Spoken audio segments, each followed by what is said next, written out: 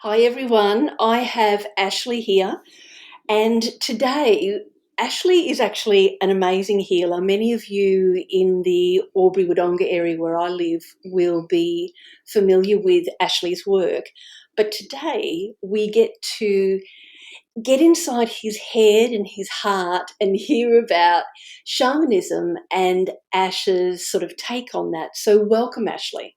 All right, thank you. Thanks for having me. Oh, it's actually a real pleasure. And there's a few people I have mentioned I'm going to interview you, and they've gone, oh, well, I'll definitely listen. So we're obviously going to get some hits on this conversation. So, Ash, I mean, you and I were speaking sort of before we went live, and I know that you have a particular view on shamanism, what it is and what it isn't. And of course, that's my very first question. What is shamanism from your perspective? That's a really interesting question. So, in my opinion, there's two very differing branches of shamanism. There's your traditional shamanism, which is what we would call dinky dye shamans and actual proper shamans who have been trained, who have been initiated, and who have gone through at a minimum 10 to 15 year process of being able to eventually call themselves a shaman. And then you've got or what some people call shamanism light, which is core shamanism. So it's a very watered down version of traditional shamanism, and that was brought to Western culture by a gentleman by the name of Michael Harner, and he took out all the tribal aspects of the shamanism and created a very westernized version of it.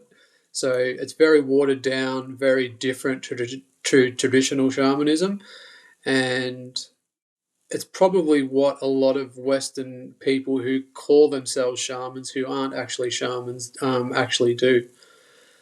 So yeah, and look, I have a bit of a bee in my bonnet about it because um, there's so many people out there who call themselves shamans, and it's a very sexy word, and it invokes all these different connotations, and every man and his dog and woman, excuse me, is out there saying, I'm a shaman, I'm doing this, I'm doing that.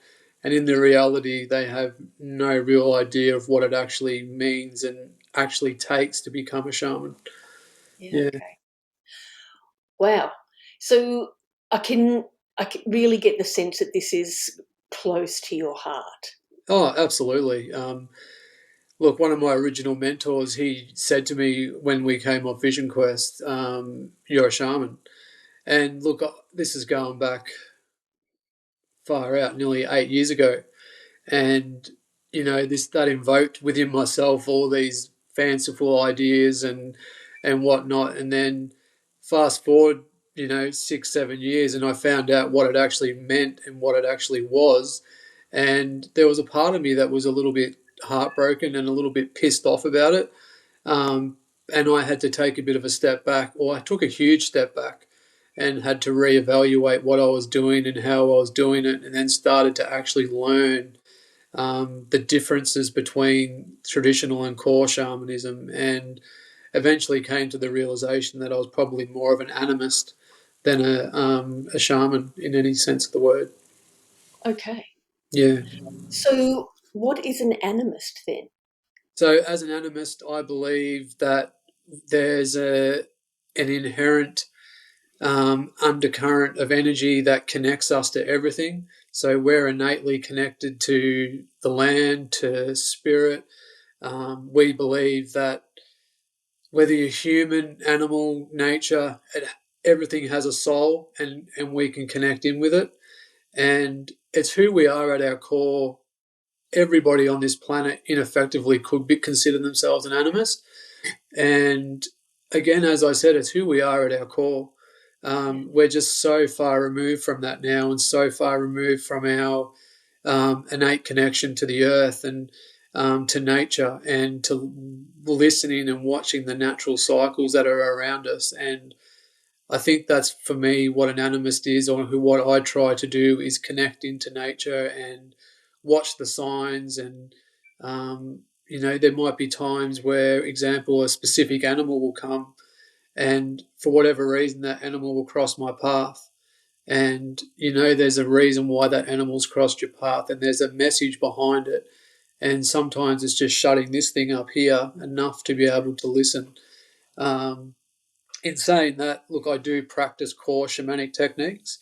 I have been trained in core shamanic techniques, and in my one-on-one healing work, and probably in my ceremonial events that I do incorporate some of those core shamanic techniques as well too. Mm. I'm just writing that down so I don't forget to ask you about that. So it's interesting, as you were speaking, I thought, oh, maybe I'm an animist. And then you said that It's fundamentally we Yeah, are it's the alive. underpinning of everything. It's the underpinning of religion. Animism became, before shamanism even was a thing. A lot of people say that shamanism is the start of religion and things like that, but it's actually not. Animism goes way, way back to who we were when we were first incarnated on this planet. And as I said, it's just that innate connection to everything around us, and the fact that we can connect in with the spirit of certain plants, animals. My drum, for example, has its own spirit. My healing tools have their own spirit, and you can connect in with them and talk to them. And it's how you build that connection and start to bring that into the work that you do. So, yeah, Yeah. going Wow. off on a bit of a tangent there. No, no. Well, I mean, that's the beauty of having a conversation, isn't it? Because we can, ebb and flow wherever we need to. Just as you were saying that about everything having its own spirit, it just brought to mind. I'm reading a book. Someone's lent me a book called Mary's Message to the World, which was channeled back in the early '80s. I don't know if you've heard of that. No, I haven't.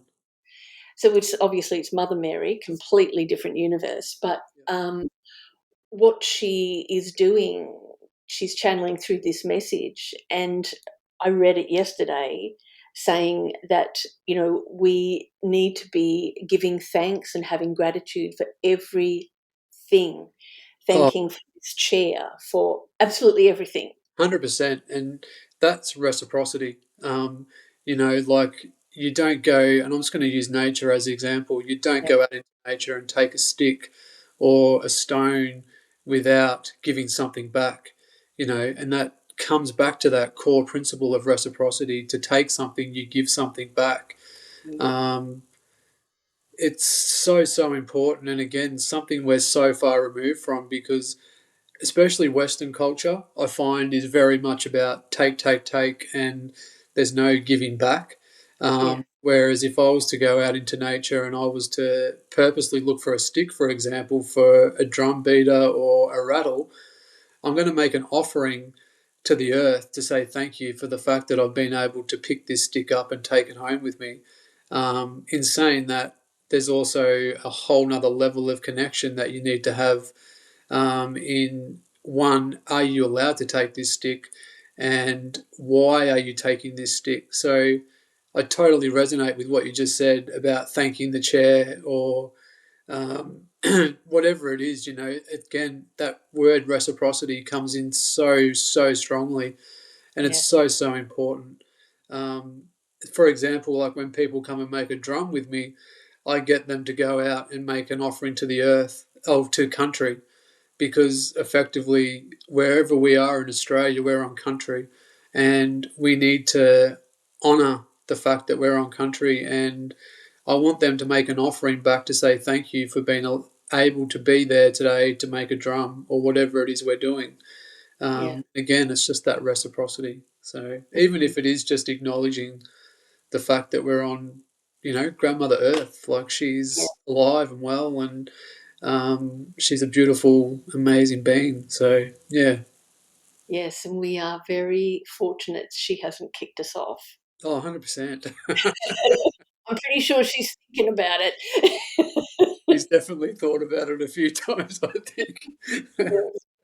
I I I love that you've mentioned the drum making. It's brought to mind. I have a drum, and I made it. I was in a workshop with you at that time, and that process was so beautiful. Just I remember sitting there, and with every knot, saying a prayer.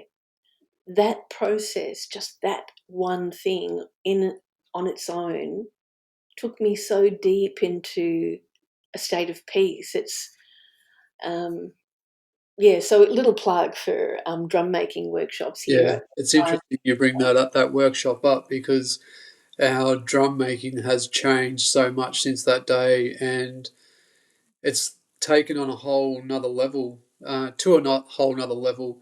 Whereas I hand scrape all my own hides now, and I create rawhide, which is different to what we used that day in that workshop. Again, with the drum making now, it's about respecting all the different elements that come into the process of that, and like, for example, the animal that's given its life, the tree that's given its life, for the wood, for the hoop. There's so many elements that come into it that have to be taken into consideration, and it is a beautiful process being able to birth a drum. Yeah, because you are imbuing that drum with your own personal medicine too. So, yeah, yeah. yeah, it's pretty cool stuff. Okay, so animism. It's not a sexy term. I feel like I don't really want to call myself that. I don't like the sound of it, but the essence of it is absolutely pure gold. And I feel like a lot of people from a lot of walks of life would be able to identify with the core concept that you were describing there. Oh, absolutely. You look at the really traditional cultures of the world, they just do it on the everyday. It's just such a natural part of their culture and their lives. And um, I, yeah, I love calling myself an animist, because it excites me when I use that word, because it just, I don't know, it brings in this connection to everything for me. And when I first heard that and started to learn about what that was, it made so much sense, because we are so connected to the earth and the animals and everything else as well. And for me personally, it's helped me build a deeper relationship, one with myself, but with everything around me as well too. So, Yeah, yeah. beautiful, beautiful. Yeah, when the soul's open, it's everything's there, isn't it? Oh, 100%. Yeah, Sometimes, as I said, it's just getting the brain out of the way and shutting it up. yeah, And exactly, yeah, exactly. So you mentioned core shamanic techniques. yes. Can you, because I'm thinking trance states, healing practices, bringing spirit into the space. That's they're the pictures that fill my mind. Um, Well, that's really interesting, because that's more of a traditional shamanic, or what traditional shamans do is go into a trance-like state, and then they will either travel into the spirit world, where they fight, coerce, trick the spirits to then create change in this reality. mm, Um, the trance aspect is a huge part of that, and sometimes the spirit will come in and take over their bodies, and yeah, will then use their body or their voice to do the healing work that's needed on the person in this reality. mhm, Um, yeah, so it is a big aspect of it, but it's more of the traditional shamanic sense, not the core shamanic sense. yeah, okay, Yeah. cool. So the core shamanic techniques that you use in your one-to-one sessions and in your group work, would you feel comfortable talking to us about that? Yeah, absolutely. Um, because I mostly run sound healing and breathwork events now, I don't usually talk about this side of things. If I was going to go and run an animal totem workshop, for example, or a more shamanic based workshop, this would be talked about quite a lot. So it would help people understand um, what to do and what it's about, etc., etc. So in the core shamanic world, we recognize there's two states of reality. there's ordinary reality and non-ordinary reality. And in the core shamanic world, we use a technique called journeying. So we journey into non-ordinary reality to be able to find answers, to communicate with our spirits, with our animal totems, power animals, and yeah, it's sort of like, as I said, shifting out of this reality into a non-ordinary reality, so to speak. Majority of that for me is taking people down into the lower world. So in the shamanic world, there's three worlds. There's the lower world, the middle world, and the upper world. And most of the journey work I do is down to the lower world because that's where my guides are. That's where my animal totems are. The middle world is an energetic representation of this physical world that we're in. So you can literally journey to different parts of the world and do healing work and things like that. Yeah. Going up into the upper world, you're going up into where the ascended masters are and things like that. So you can go up there and get teachings and things like that as well. Yeah. That So sounds that's like the a fun main place. aspect of core shamanism, is recognizing that there's two realities, non-ordinary and ordinary reality as well, and learning to be able to journey into non-ordinary reality. And we use tools like drums and rattles to be able to do that as well, because the drum especially is very effective at switching the brain into that, I don't know what state you'd call it, but it just kind of switches the brain off and just initiates this, journey and Yeah. takes you over. Yeah. All right. Is that a safe place? Oh, that's such a bloody good question. Look, Because that's the thing that pops into my mind straight away is, I'll be honest with you. In the right context, yes, it is very safe. But in saying that, you need to have pretty firm boundaries, and yeah, you also need to know what your protection is, and you need to have that implemented at all times. And this is something again that I think gets very overlooked by a lot of people because again, the word shaman is very sexy and people think it's all love and light and roses and champagne, but it's actually pretty hardcore. And traditional shamans, when you look at them, like they're literally in their armor or what they call armor, and they have a robe on. On this robe, there is so much different stuff. There's mirrors for protection. There's like ropes, which are offerings, not offerings, but symbolic to the nagas. They've got a mask on to cover their face for protection so the spirits can't see who they are. yeah, They've also got tools that have been made specially for them by a shaman blacksmith.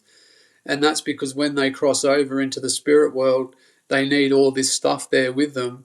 And yeah, it's heavy, heavy work and it's very scary work. And in the traditional sense, if you're playing around with that stuff and you don't know what you're doing, you're going to get your ass kicked pretty hard, pretty quickly. mm, And to be quite honest, the same thing can happen in the core shamanic world too, as well. Because if you're not familiar with who you're working with and you're not journeying to meet a specific person, how do you know what's coming in is actually genuine? And there's obviously ways and things you can figure that out. Like you can have somebody that you can speak to about it, or you ask questions of the spirits and things like that. yeah, But it's not, as I said, all love and light. It's actually very serious work. And to just go, yep, I'm just going to go and do a journey to the lower world and see what comes up, like you're really just asking for trouble. And it's not just something that you just do just for shits and giggles. It's actually it is a serious thing. Yeah, yeah, yeah. yeah, And it is scary. And it is something, like, as I said, you need to know yourself first and you need to know your energy. And there's so many different aspects to it. We could go on for days about it. Though, yeah, it's not as I said, love and light. It's very full on work, and yeah, not something you just jump into because you read about it on the internet, or Joe Listen down to the the street podcast. told you about it. Yeah, I'm glad you've spoken about that. That's actually very cool, and I guess really that's because of the profound nature of the work. I mean, it's depth work, isn't it? Oh, 100%. Yeah.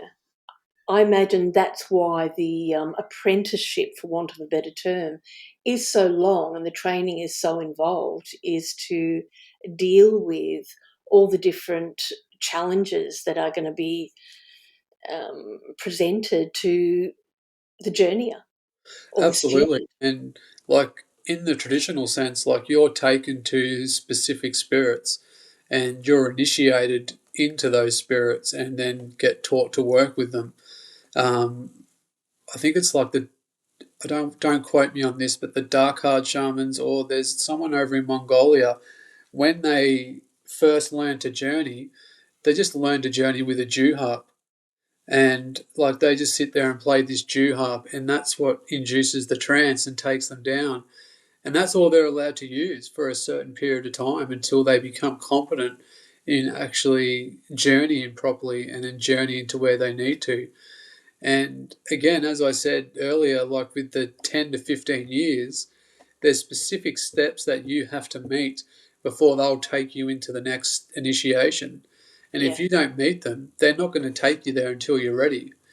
And this is one thing that really shits me to tears is that people go and do these weekend workshops, come out of these workshops and go, oh, I'm a shaman, I'm a shamanic practitioner. And it's like, you're yeah, actually not. Like, you've just done a weekend workshop, and I'm sorry, but go and put some fucking hard yards in and actually do the work and actually learn what it means to do this work. And yep, if people actually really knew what it took to get to where like the Dinky Die shamans are, they wouldn't do it. They run for the hills so quick because mm, it is actually very scary and very full on hardcore work. yeah, Yeah. Sorry, I absolutely. sound like very what's the word? Very, yeah, I can't think of the word that I'm thinking of. Full on hardcore, definite. Yeah. Well, I've got to admit, I really, I can really feel that when you're saying it. That, and I agree with you 100%. Like, I mean, you know that I'm a mad tarot lady, and I've been doing it a long time. But how many people there are out in the world? They buy a tarot deck and a book, and a week later they're a tarot reader. I know. So it's a thing. Same thing. Like it really is because you think about the years that you've put into the work that you do and the knowledge that you hold, and like you said, someone does a weekend workshop or a week long course, and then all of a sudden they're doing tarot for other people, and it's bloody scary. Um, Well, it's funny because I mean I run some of those courses, and I know it's absolutely doable to share information and knowledge with people. And you know yourself, Ash, the people that are ready for what you have to share, they do arrive because they're in a place. And a lot of what you're sharing, it's not necessarily the um, knit one, pearl one stuff. It's a lot of it's intangible. yeah, And a lot of the people that come for learning or healing with you when they do, I imagine that a lot of those intangible things are in place. That's why they come to you. absolutely. It does. Yeah, look, and that certainly wasn't a gripe at you either, but because I know where your knowledge is and what you bring to those courses as well. It's just more so those people that jump in, completely blind. There was an interesting post put up on Facebook a few days ago of a psychic medium who said not every person that does a psychic course is going to go out and then read for other people, and it's actually okay. The same with doing core shamanic work. For example, you might go into it and realize it's probably not something that you want to do for others. And Mm. as a lot of people who are a lot more knowledgeable than me say, that core shamanic work is a really good way for Westerners to dip their toes in. And if the spirits want you, they'll come and get you, and they'll drag you kicking and screaming. So There is no escape when it's your mission. exactly right. Yeah, yeah. Now, I have actually had a couple of healing sessions with you over the years, and I know people who just praise you to the wazoo. But for a lot of people who listen to this, they won't know you. So, Absolutely. what actually happens for someone, or for you, when someone is going to come in for a session, a one-to-one session? Oh, that's a really good question. Look, it depends on the person and what they actually need. Yeah, Um, a lot of the work I do is energy clearing. That's my role in this lifetime. I know that, and it's a big part of the work I do. If someone comes in and I know, let's say, for example, they've had soul loss, I will do a soul retrieval for them. And the soul retrieval from me comes from a very core shamanic perspective. So my work is based on Sandra Ingerman's work. And she's a lady over in the States who is a very well known um, core shamanic practitioner. yeah, So for someone needing a soul retrieval, I would do a shamanic journey for them. I would go down, get taken into one of the three worlds, and I find the soul bit. I bring it back, and I effectively give that back to them. And there's ways that I do that by blowing on their head and blowing on their chest. And soul retrieval is about bringing back those lost aspects of ourselves that we've lost through soul loss. It's a very common thing. And yeah, it's a beautiful way of helping someone heal those bits and pieces of themselves, and also trying to make them more whole as a person as well too. yeah. Yeah. Other than that, I use my drum a lot. I use my rattle quite a bit. Um, I use sound quite a bit as well, obviously because I do sound healing. But again, because my belief is that everything is a vibration. So we resonate really well with vibration, and it's really effective at getting down to a deep cellular level where we hold on to those blocks and things like that. So yeah, there's so many different aspects to my work. I don't have a set formula for every person because Yeah. every person is an individual, and realistically, my main thing that I probably do is I book you in, you come in, we have a chat, and then we go from there. And look, I will say 9 times out of 10, without sounding too full of shit, um, I do. You can generally pick up what you're going to do with someone before they come in.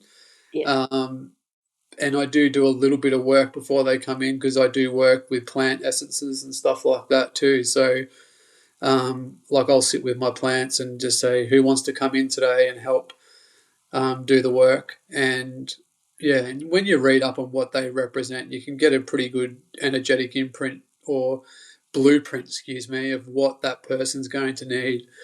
And then they come in and they start telling you what's going on, and you're like, oh, okay, there it is. And yeah, that's it. So Wow. So it's really because I know that you trained in a whole bunch of different things, lots of different styles of energy work and body work as well. So it's a really personal, individualized treatment when they come, isn't it? absolutely, yeah. Look, some people just book in because I'm a massage Bowen Therapist, starting to really delve into orthobionomy as well. And That orthobionomy. What is that? orthobionomy is meeting your body where it's at and just giving your body some gentle input and saying, hey, maybe we can do this. And the body just has this beautiful ability of just letting go. Um, if you give it the right stimulus, and has this amazing ability of bringing itself back into balance pretty easily sometimes. sometimes there's a bit of resistance there because of past traumas or experiences in life or accidents and things like that. So, yeah, as I said, we meet the body where it's at and just encourage it to bring itself back to a more optimal place of balance. And one of my biggest loves is energy work, or energy clearings.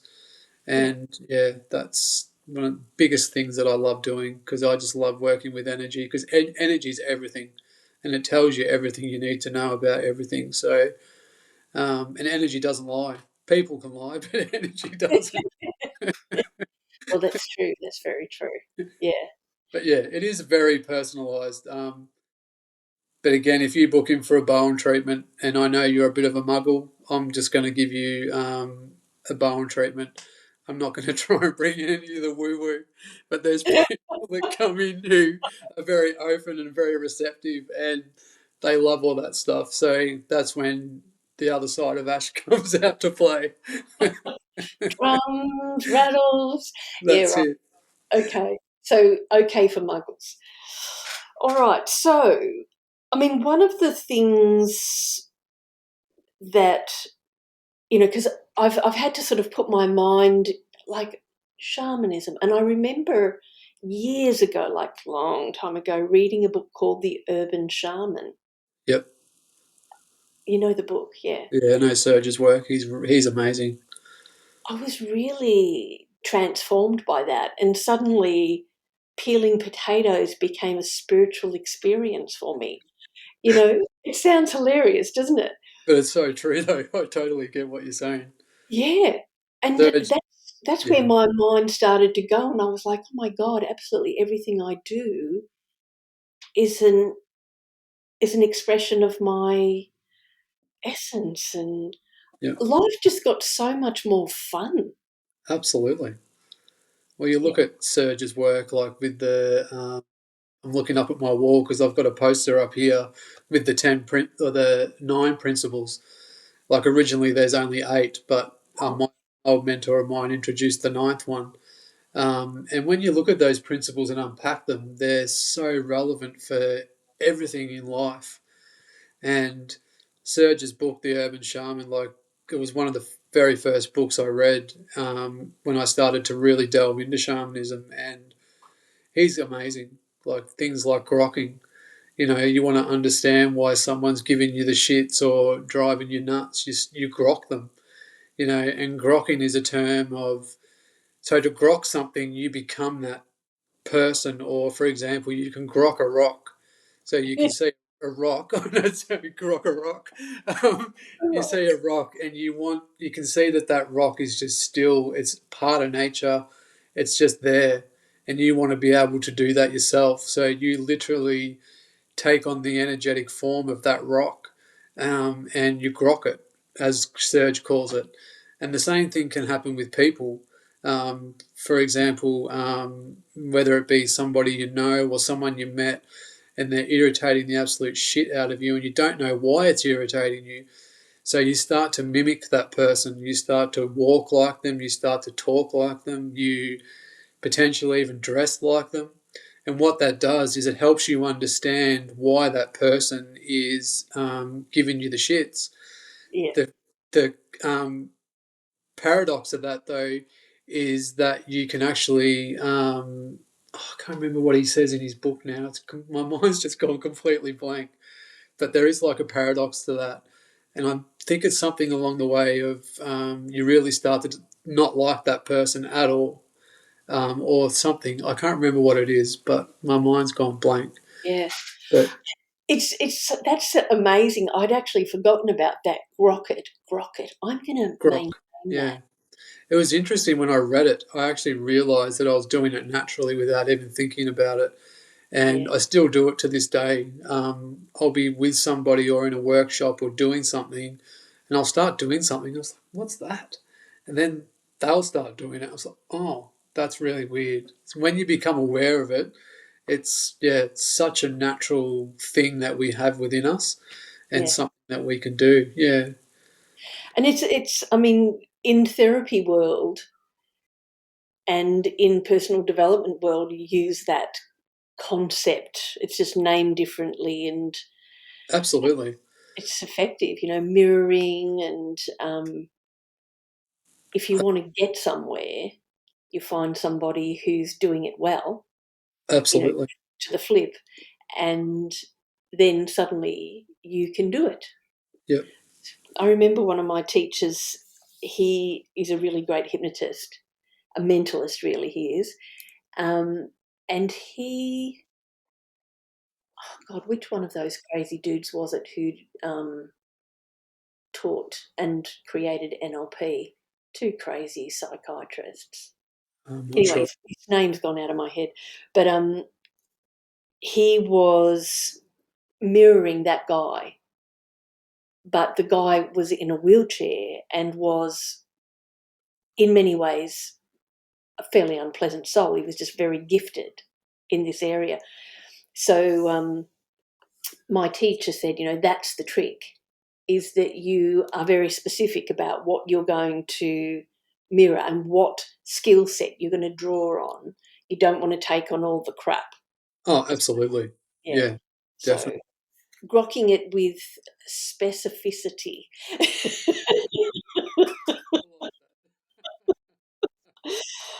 Now, one of the things,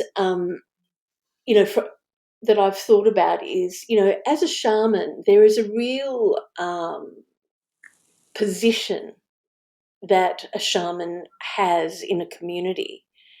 And there's a level of respect that comes with that role. Now, I know in I know that in your work you do hold that space because you are that. You are that. Um, how do you deal with, or what's your opinion on the role of the shaman in the community? I know that's a tricky, big, squishy It question. is a big question. Look, the role of a shaman traditionally was there to help people and to actually help the community. It was there to help to heal, to get rid of spirits or entities out of people if they'd been possessed, or yeah, as I said, heal people. Yeah. It's interesting, with the traditional shamans, is that it's not their day job. It's actually, they've got like normal, I'm going to call it muggle jobs, where they go off and do other things, and their role as a shaman is actually sort of not in the background. It's there. People know that they do that, and that's what they do, but it's not necessarily their only role that they actually have. Mm, So yeah, they do have other different roles, and but primarily the role of a shaman is to serve and to help people. mm. Yeah, it's A not bit their I guess, monetary. like a elder in the church, isn't it? Yeah, absolutely. Yeah, definitely. It's a very respected role because in the traditional cultures and stuff, they actually understand what it takes to actually get to that point to be able to call yourself that, and it's not something that's taken lightly like it is in Western society Yeah, and monetized off crazily, which yeah, really grates my bones. yeah. But that is what it is. We're seeing that everywhere, though, aren't we? Oh, it's Spirituality and yeah, um, those sacred paths are being monetized and marketed to the max. And yeah, and it's taking them away from their roots, and it's actually watering them down to such a point that they're not even close to resembling what they originally were. mm, And I think, as I don't want to call myself an elder in the community because I'm certainly not even close to that, but as someone who's been at it for quite a while, I am getting to a point where I'm starting to speak up a little bit more and have a bit more of a voice and be a bit more opinionated, because there's just things that are going on that blow me away, and it's really quite scary, and it's putting people in danger, yeah, and people are getting hurt. yeah, Uh, like I look at, let's look at plant ceremonies for example. They're the new thing. Everyone wants to go off and do ayahuasca or um, sit with plants and things like that. But what they don't understand is that the years that it takes to be able to serve that medicine to people, and also the other things that go with that, and the traditional ceremonies that go with that. Like, and I'm being really staunch about this, like they should be only taken in traditional ceremonies. Like, it's not, same with something like psilocybin and things like that, which people just literally take on the weekend to get high. You look at um, down in Mexico and things like that. There's actual dinky die proper ceremonies where you go in and you sit in ceremony to take the plant. Because when you're taking a plant, you're communing with the spirit of that plant, and that's what you're actually doing. You're not taking it to heal yourself and clear out years and years of shit. It's actually the and it's interesting. I saw a meme a couple of weeks ago saying that the plant doesn't do the work; it just gives you the homework, which is so bang on. Mm. Yeah, it's Yeah, that's interesting. And of course, because I'm such a basic soul, what popped into my head was this is the difference between sacred sex and a bonk. 100%. Yeah, it's I so mean, yeah. the thing still happens, but the experience is as far away from each other as it can get. 100%. Yeah, Yeah, it's I love it's that. yeah. And look, social media I think plays a big part in it as well. It's like taking it away from that sacredness, and Yes, there's no foundation, there's no depth, there's nothing behind it except an experience. And if these ticking off the box. yeah, if people actually really dropped in and did the work and sat and um, again, that reciprocity comes to mind. That respect, that Mm, giving back. It's not just let's go and take some mushrooms on the weekend and we'll get high and have an experience. It's actually sitting in a proper ceremony and doing the work and meeting that plant as well. So there's so much more to it, and that is across the board for core shamanic work or even traditional shamanic work. Again, there's no, and you look at a lot of what's out there at the moment, there's no foundation. And these people have just gone and done a weekend workshop or a week long course, and all of a sudden they're out doing these supposedly profound healings on people, but are causing more damage to people than they realise. yeah, So I'm yeah. going off a rant, aren't I? Oh no, I'm loving it. I think there's all these things rushing through my mind, and one of the things was the mystery schools appear to have disappeared, or they've gone by the wayside Yep, because there's no quick fixes with this kind of approach to life 100%. and to healing. It's slow. That's the thing, Karen, and that's such a beautiful point is that it is slow. And that if people could really grasp that, they would heal, I want to say, quicker than what they actually are. Mm, And I've always said this, I haven't always said this, but the last few years I've said that these profound supposed healings that everyone's having, they never stick. mm, It's like it, and you keep chasing that quick fix all the time. But like you said, if they slowed it down and actually did the deep inner work, it would have a sticking point and it would stick. And then over time, things do change yeah, and you do heal. Yeah. yeah. There's a school over in the UK that comes to mind, the Bee Society. A guy by the name of Simon, he had this shamanic school and it was all around bees and things like that. And it's just completely unraveled over the last 2 years. Oh, Um, and it's all come to light that it was all a big load of bullshit. So many people went through this school and learnt so much, and they were out doing all this weird stuff, and they were calling it shamanism and things like that. And it's completely unraveled, and there's so many people out there sitting back going, "Holy shit, what have I just been through? What?" They've gone through all these experiences and things like that, and have pretty much been sort of, kicked to the dogs, so to speak, and left to their own devices, Yeah. and going through all these psychological stuff because what they've been taught isn't actually a thing. It was just all made up, and there's things like that. Get coin. Yeah, exactly right. Yeah. Mm. And I can relate that back to myself when I was told certain things, and then finding out that it wasn't actually what it was, and then having to ineffectively relearn a lot of stuff. Like, I'll never forget the day that I had a drum maker in Australia kick my ass in a massive way, and he's someone who I have a lot of respect for. And he made me rethink why I was making drums and how I was making my drums, and that's when my drum making completely changed, and a whole new energy and a whole new life came into what we were creating. Mm. And so it's things like that.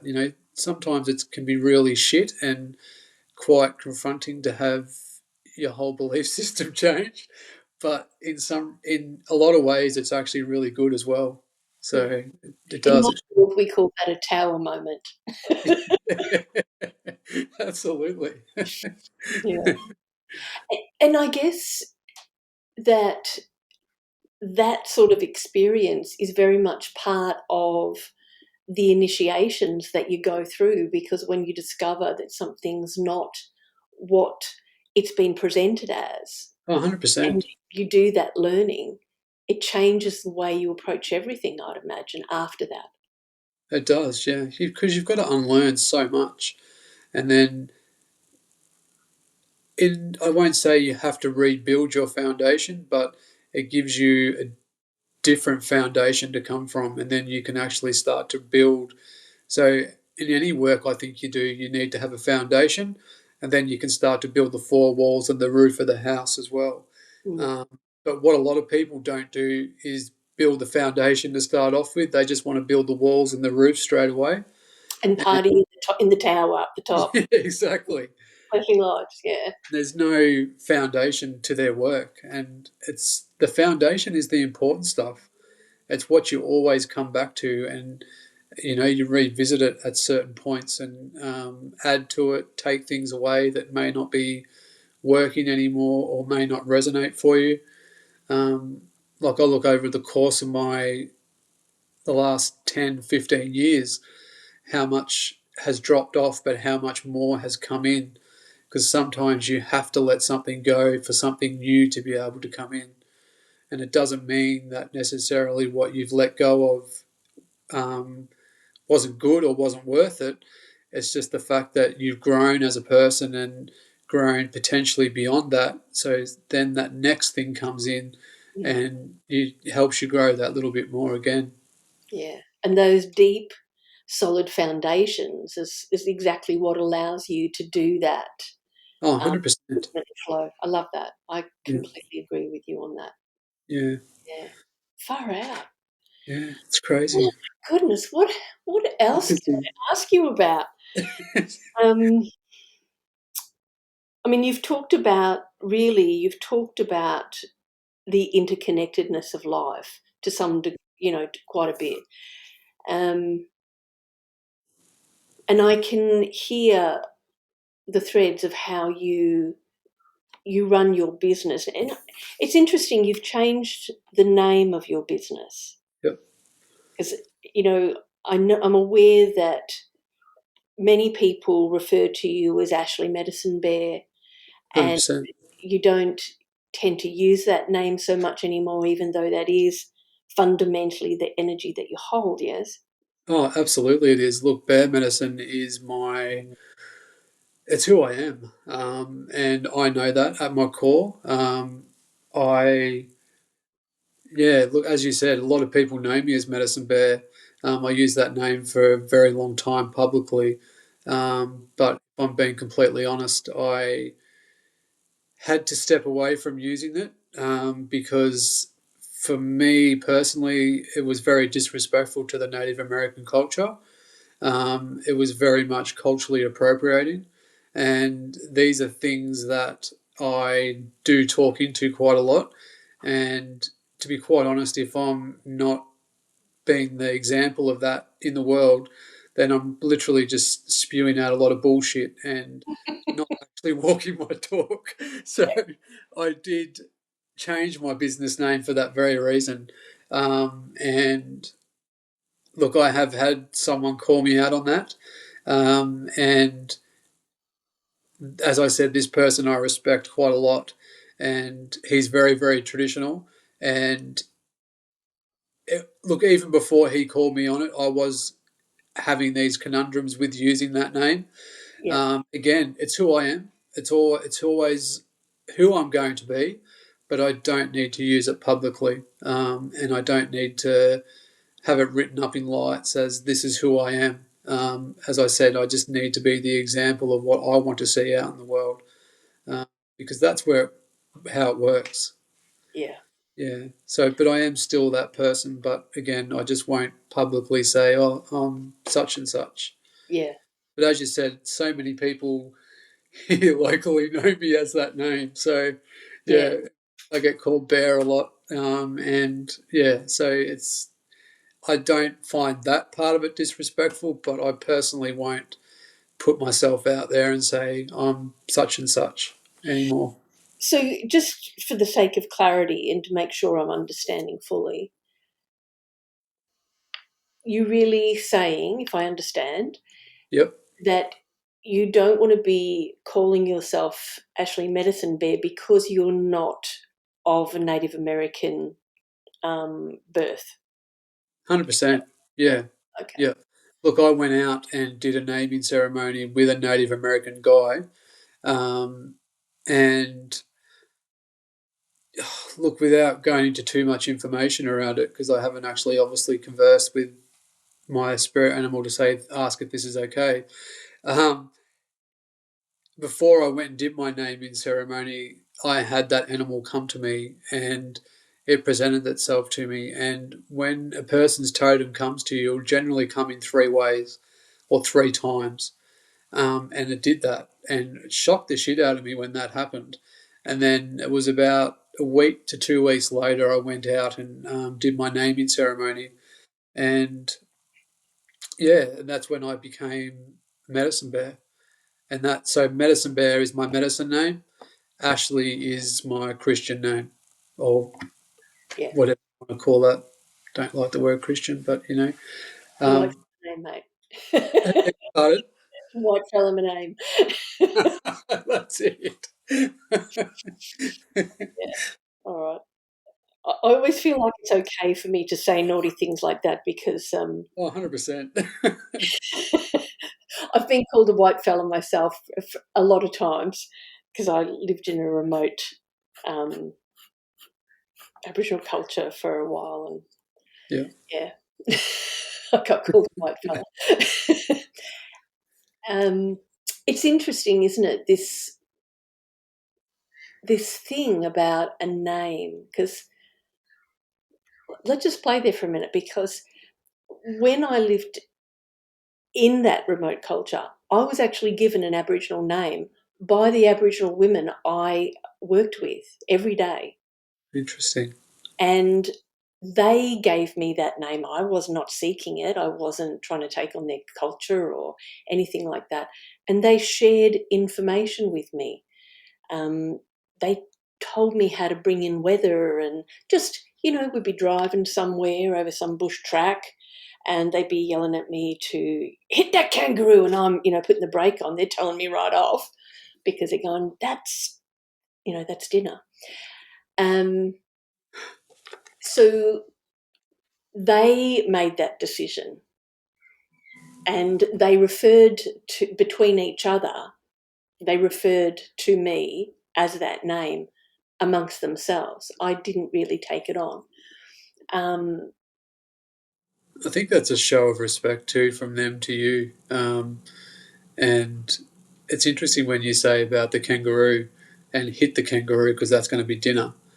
Um, there's obviously an innate connection. I know that for you personally that would be quite shocking, but for them, it's not do or die, but you've you've got to get dinner from somewhere, And when you're out in the outback, you're not going to go down to the local Macca's and get a cheeseburger. It's like getting food where you can. So, and it does come back to that animism, that interconnectedness of everything, and realizing that kangaroo showed up at that point for a reason, and they knew that, and for them that was their dinner.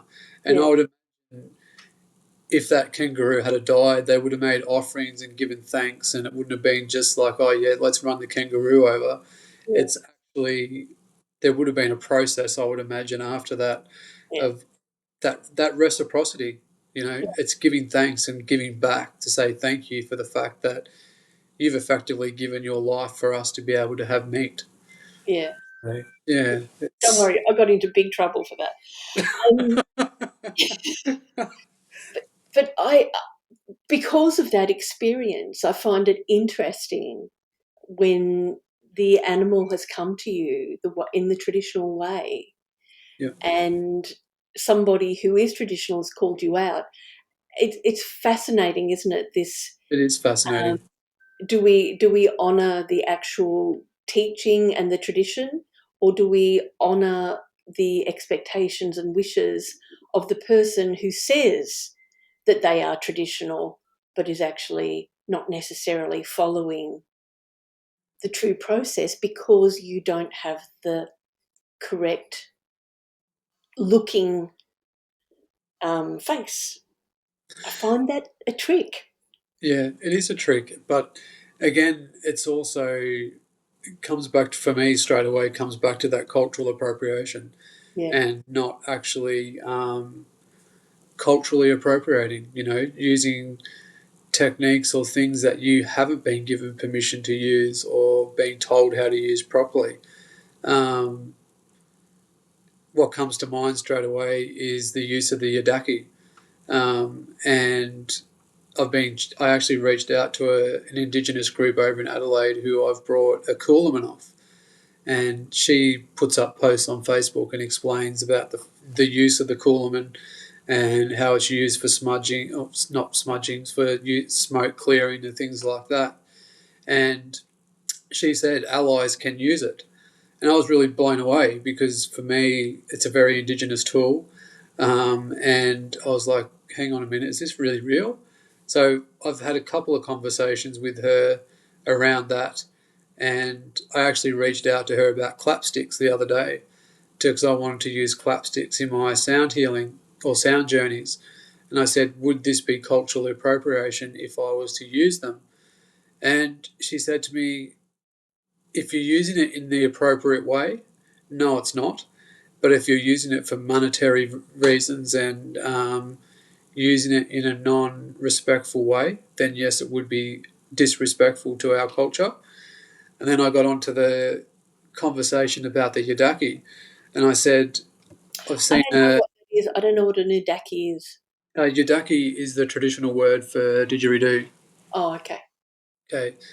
I watched a sound healer or a breath worker from Perth who got absolutely obliterated by the Indigenous culture community, up in Queensland because he used it in a ceremonial aspect, and they tore strips off him, and it made me take stock massively and go, holy shit, this is our First Nations people, and the yadaki is such an abused instrument worldwide by white people. And I actually said to her, look, would it be, using the yadaki in my sound journeys, what's the sort of protocols, or would it be okay? And she said, to be quite honest with you, I would suggest reaching out to an Indigenous person in the local community, inviting them in and getting them to talk about the traditional aspects of it, the spiritual nature of it, and building a relationship with the Indigenous community first and foremost. And then maybe one day, just maybe, you might get given permission to be able to use it. So there's so many. It is like I'm trying to come back to that, what you were saying about the traditional use of things and whatnot. And we have a responsibility because as Westerners, we are very privileged. And Yeah. we're a lot more privileged than our First Nations people who have ineffectively been told they can't do certain things because they're black or they're Native American or whatever. And for us to be able to use them, and it's kind of like a slap in the face to them. Because you look at I'm going to use the Native American as an example. It wasn't until the late 70s, I think it was, 70s, maybe early 80s, that they were actually allowed to start doing their traditional ceremonies again. They got banned. They weren't even allowed to do things like the pipe ceremony, the sweat lodge, the ghost dance. There's all these ceremonies that they got banned from doing. And if they got found out doing them, they got put into jail. So there's so much trauma and stuff around this that we need to do better. And sure, if like for example, I was given permission to do a sweat lodge or was shown how to do a sweat lodge and taught properly by somebody from the Native American culture, and they said, we're going to give you permission to do this, then yes. But it's not something you just go out and do on the weekend just because you've seen it and gone, oh yeah, let's run a lodge. There's a gentleman. I saw this on YouTube. Let's do it. Exactly, and that's how it is. It's so scary. There's a gentleman who I know up Sydney way who trained with the Lakota man for 5 years in how to do sweat lodge, and as he said, like you can literally kill people in the lodge if you're not careful, and there's so many elements to it, as just one thing to just quickly speak about. And it's not something that you should ever charge for. So if you ever go somewhere and they're like, oh, you come and do this sweat lodge, but we're going to charge you $150, I wouldn't even consider it. I've never sat in one, and I will never sit in one until I know that it's been done traditionally and properly and not charged for. And I'm a bit hardcore that way. Some people it really gives the shits because there's this, again, it's a Western mentality of we live in different times, we should be able to charge money for it and blah, blah, blah. I've got bills to pay. As this gentleman up in Sydney told me, he said, if you charge for it, the spirits up and leave straight away. They won't stay there. They won't have a bar of it because they know you're not doing it for the right reasons. And as he said, if you're really connected and really working from the right place, he said they will have your back and they will bring you exactly what you need when you need it. And it's about trust, So that's, sorry, me going off on a little rant there. No, that is such a huge topic in and of itself. Oh, I mean, 100%. That is a massive sore point for so many healers of all kinds. Yeah. And I know myself, I've struggled with that too, like massively. I remember once,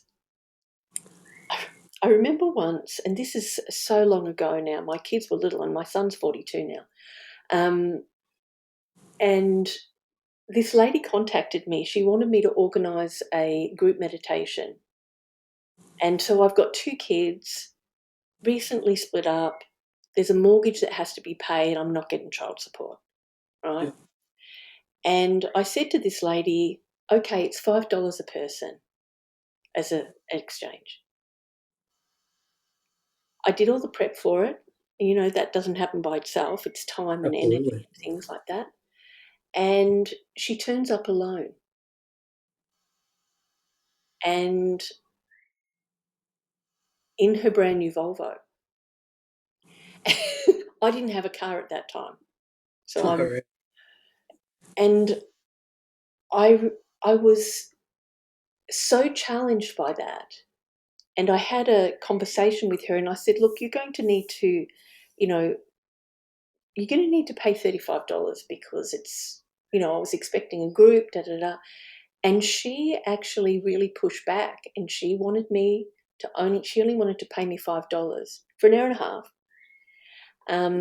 And that was such a massive turning point for me, from that point in time, and she was an accountant. She just, like, I knew these things about her because she told me. She lived in this posh suburb. She just built this, like, our worlds were so incredibly far apart. And I'd had such a challenge with money. You know, I'd come from a space where that's still a learning point, and is for so many healers, I think, all those Yeah. past life connections and shit as a nun. Um, but from that point in time, I actually broke through to a large degree this thing about asking for money for my time. Yep. And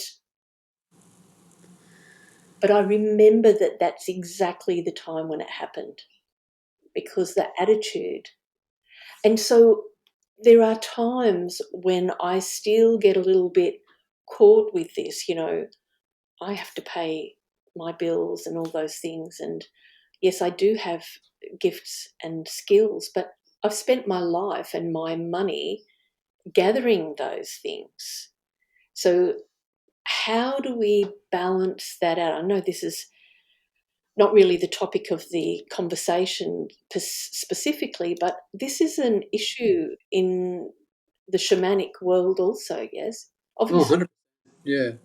Look, a lot of traditional teachers don't charge for their work, and they say that because that's how they were instructed to do it. Mm, And it kind of makes you take stock a little bit and go, hang on a minute, why is there these courses, where they're charging thousands and thousands of dollars to yeah, learn techniques and things like that? mm, And then you've got these hardcore traditional people who aren't charging jack shit, excuse me. yeah, Like they're not charging anything, and they're giving away traditional teachings. Um, it is a really huge conundrum, and I think, look, for my Bowen and stuff like that, I definitely charge because that to me is not a traditional healing thing. But if you're going to go sit in a sweat lodge or a pipe ceremony or something like that, that was effectively gifted to the people mm, by the white calf buffalo woman, yeah, to help heal them. It's about respect. It's about that reciprocity. mm, It's about honouring where those teachings have come from and not actually taking the piss. yeah, You know, um, as Graham has said to me, he said, if you can't afford a ton of wood, why the hell are you running a sweat lodge? If you can't, because and he is so, what he gets gifted to him and given to him by spirit is freaking phenomenal. And it's because he does it in a proper traditional way, and I have so much respect for him for that.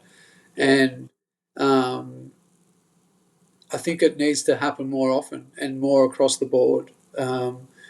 It's yeah, there's so much going on. Like I could talk into it for hours because it just yeah, really grates my bones. But again, I've had my butt kicked many times, and it's made me take stock of different things and rework the way I do things and yeah, the way I look at things as well too. yeah, And look, to be quite frank with you, we're screaming for traditional ways and traditional ways of doing things, and um, but doing them properly and not taking the piss and not just saying, all right, this is $5,000 and it's all about just lining your back pocket. mm, Like, yeah, sure, there has to be an aspect of reciprocity, giving something, you're receiving something back. But again, if you're literally taking the piss and charging ridiculous amounts of money, I think that's when it becomes a problem. yeah. Yes, I'm hearing you so well on that one. I got caught with that. I paid a couple of grand for something not all that long ago, and had a snag and got dropped. Yeah, And that's how I felt about it at the time anyway. It was a great lesson for me. It was a great absolutely. reminder. Well, I look at some of my shamanic training that I've done, and like I've paid big money to go and do some of my shamanic training, and if I wanted to unpack that again, it's a very similar thing. Like, I just think it's all bullshit now, Mm, like the whole thing. yeah, And I don't say that lightly, but I say that because for anybody watching this, I want them to really do their homework and really ask lots of questions. Don't be afraid to ask questions of especially when you're going to do a course. Where have you done your training? Who have you trained with? And if they're not willing to tell you, then 9 times out of 10 they're completely full of shit, and you want to run for the hills and don't go anywhere near them. tell us what you really think. People need to hear it, and Yeah, I can be a little bit blunt and upfront, but I love it's it. because I have been through the ringer. I've seen some pretty shady shit, and I don't want to see people go down the path that I have. Well, if that's what they're meant to do, so be it. Yeah, But I also want people to have the knowledge and have the courage to be able to ask questions and just call people out on their shit and just ask them questions, lots of questions, yeah, because if they're genuine, like, sure, you're not just going to get a traditional teaching just because you've asked for it, but if you're going to train with someone, they should be able to tell you who they've trained with and what they've done, and yeah, where it's come from, because that's where lineages get created, exactly. and yeah, and where where that foundation comes in. Sorry, I go off on little rants. It's amazing.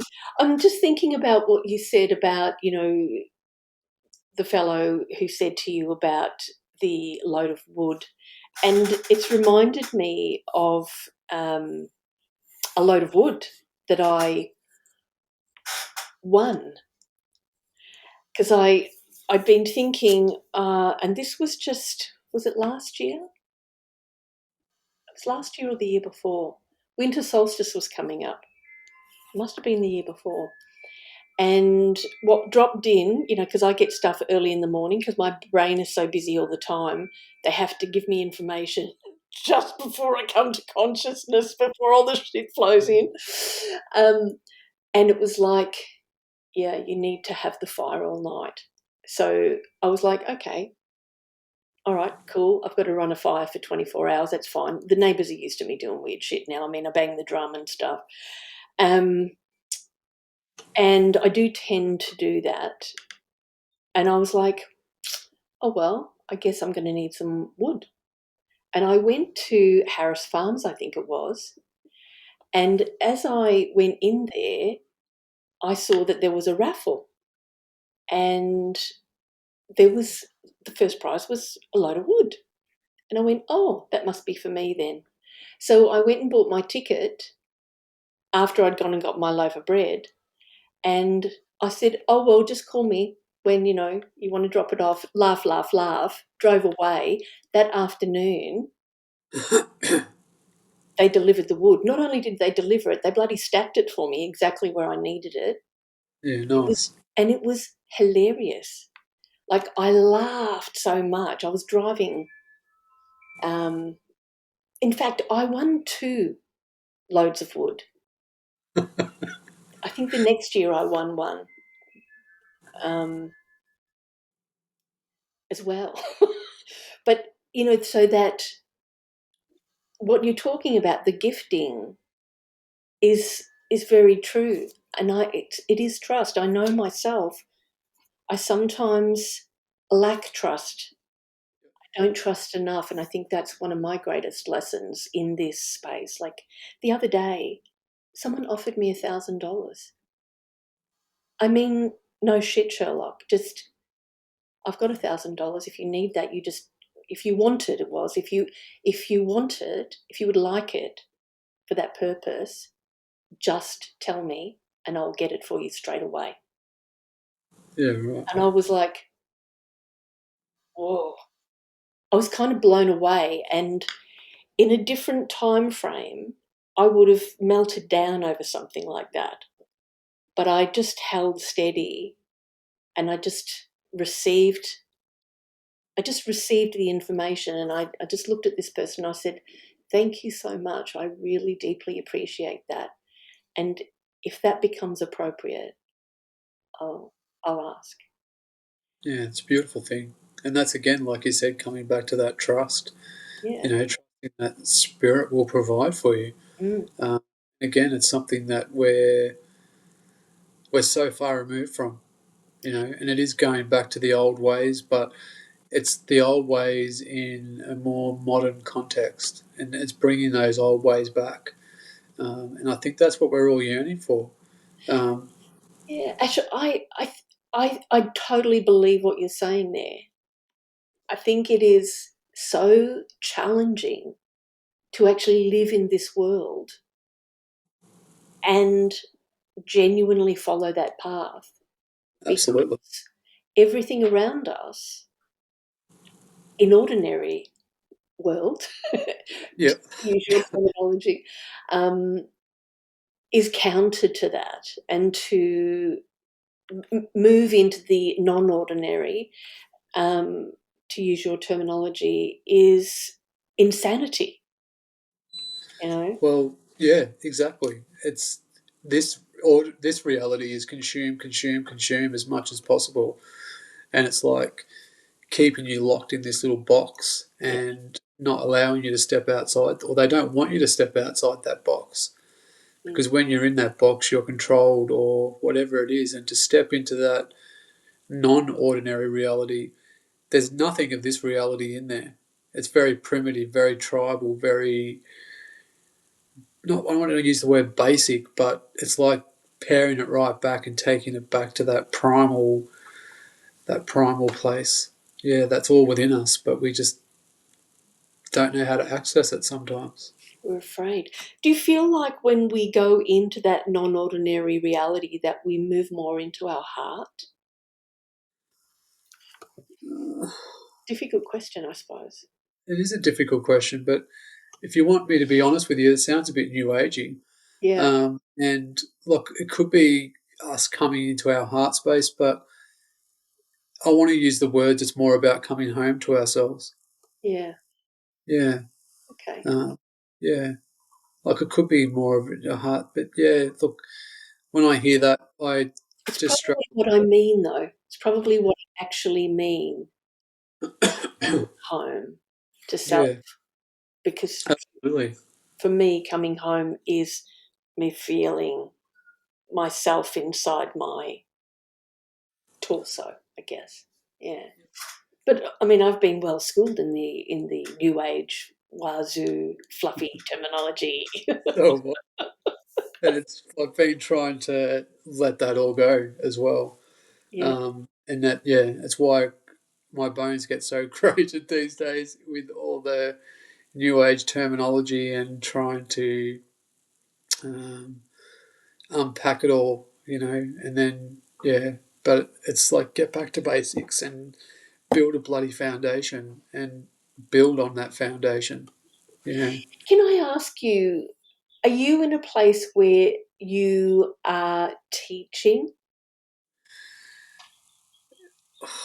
It's so funny you bring that up. Like I'm getting so Sorry. pushed by spirit to bloody step into that role, and I'm so reluctant to step into that role because when you teach, you have a responsibility to actually impart knowledge onto people, and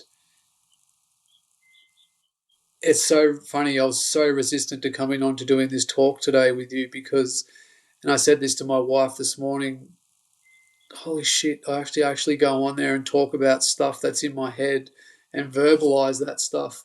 Like I can go through the motions and do it all and whatnot. But when you've got to unpack it and explain it for people, it brings in a whole nother level of stuff that you have to unpack.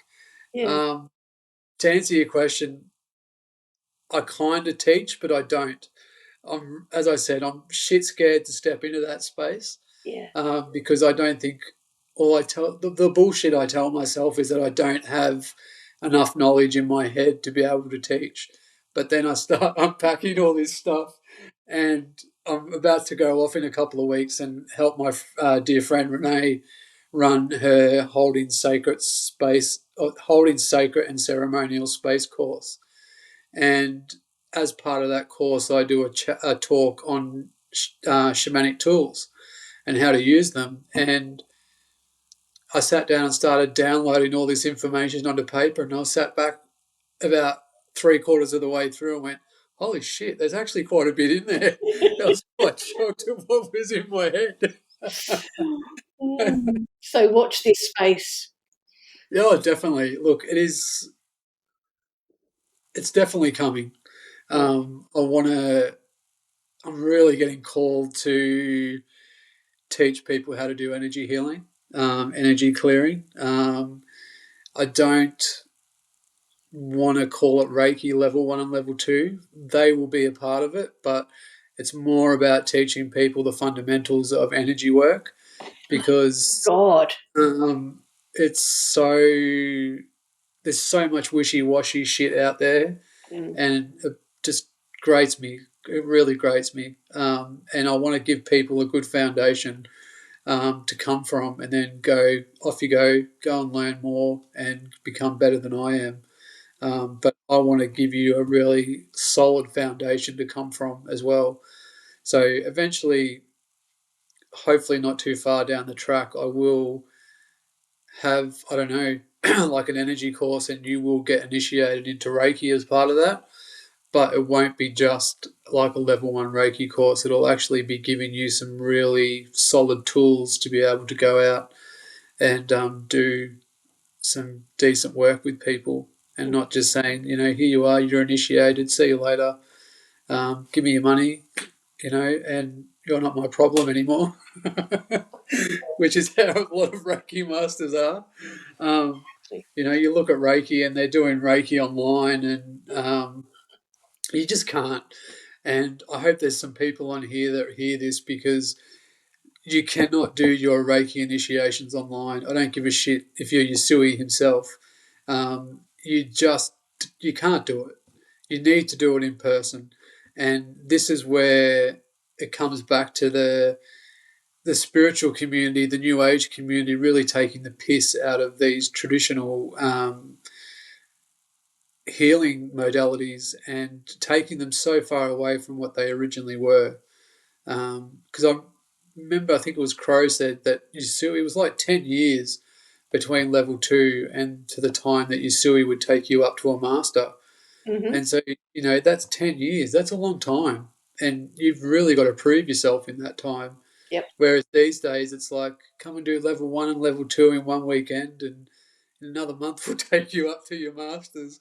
And it's like, come on, you can't tell me you've mastered Reiki in less than 6 months. Yeah, It just doesn't work like that. that's right. So, Exactly. It's what you were talking about earlier. It's about laying that very strong foundation for absolutely. to genuinely be able to deal with the energy and transmit that energy, but it's all the stuff around that as well. Oh, absolutely. Mm. There's so much more that it encompasses. And again, as I said, it's about bringing in the tools and giving them the tools. And I think that's what a lot of teachers do these days too, is they hold back information out of fear of their students becoming better than them. But in hindsight, and I said this to a young guy that was here a week ago, because he asked me to teach him, and I said to him, look, dude, if I'm going to teach you, I said, I want to do it properly, and I want to actually make sure that when I send you out, that you're going to be really good, and eventually you'll be better than me. And I said, I want you to be better than me, because if I send you out, I'm not going to send you out as a half-assed practitioner, because that is my lineage right there, and I don't want to see you out there doing dodgy stuff, or Mm. doing half-assed Reiki sessions on people. I could say Reiki, but Mm. yeah, healing work on people Yeah. without having the tools. And that is, and I've seen this and heard this, and I freaking know this. That is the sign of a teacher. That is the sign that the person is a teacher, that their students are better than them. Oh, exactly. That's one thing Crow always said. He said, you should be better than me eventually.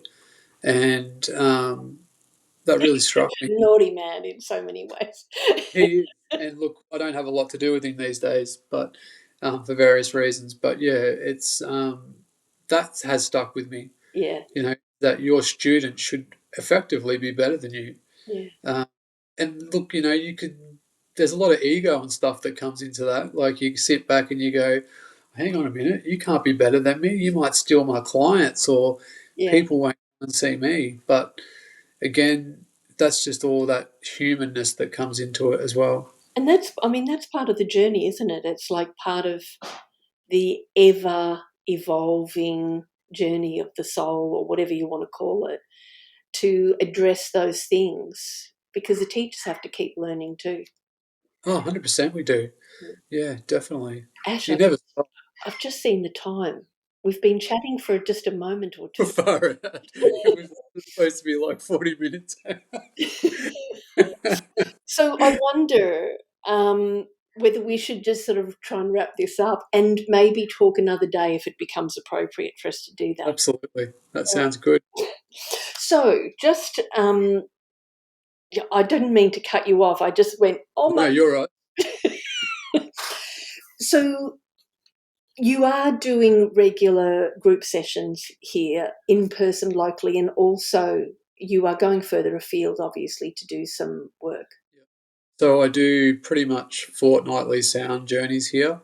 Yep. I do go down to Wangaratta to do sound journeys. I am available to go further than that. So if there's somebody out there that's watching this who lives, I don't know, wherever, and they're like, oh, we might get him to come here, just reach out to me and shoot me a message. I'm more than happy to come. Yep. I do monthly breathwork sessions. So I do shamanic breathwork and also yin breathwork or rebirthing breathwork. So the shamanic breathwork is a very yang style, very masculine. The rebirthing yin is a very yin, very feminine, gentle style of breathwork. Also, well, coming back to your question about teaching, Yeah. we'll eventually step more into teaching people about, I don't know, energy healing, but also using their medicine tools, so the drum, the rattle, different sound healing tools, and yeah, that is in the pipe works. So it's interesting that you brought that up, and that will eventuate. Yeah. Beautiful. So how can people get hold of you if they want to find out about that or book a session or something like that? So you can find me under the business name Akuna Balance and Flow. So I have a Facebook page where you can go onto, and it has like my information. It has my events and stuff on there as well. Cool. I'm also on Instagram under Akuna Balance and Flow. I do post my events on Humanitics as well. Yeah. So you can follow me on there. On my Facebook page, there is my phone number as well too. Yeah, cool. So you can shoot me a message or give me a call. Yeah, there's various ways to find me. I don't usually advertise for my healing work and stuff like that. It's pretty much all word of mouth. Yeah. And I do that purposely because, yeah, look, I could see every Tom, Dick, and Harry, but I'd rather have the people come that actually want the work done and want to do the work. And yeah, look, as I said, most of my clients are word of mouth, and that's what I really love because it's the best advertising. Yeah. Well, you're going to get the right energetic match then, aren't you? Absolutely. Yeah. Yeah. Beautiful. All right then. Well, Ash, thank you so much. We've been chatting Thank you. nearly an hour and a half, and it's been a genuine pleasure. I've loved chatting with you. We've gone down some, little laneways and around some roundabouts, and that's been really cool. I've loved it. So thank you so much for your time. It's very much appreciated. Oh, look, thanks for asking me to come on. Yeah, it's been an absolute pleasure and wasn't as scary as I thought it was going to be. See, I'm not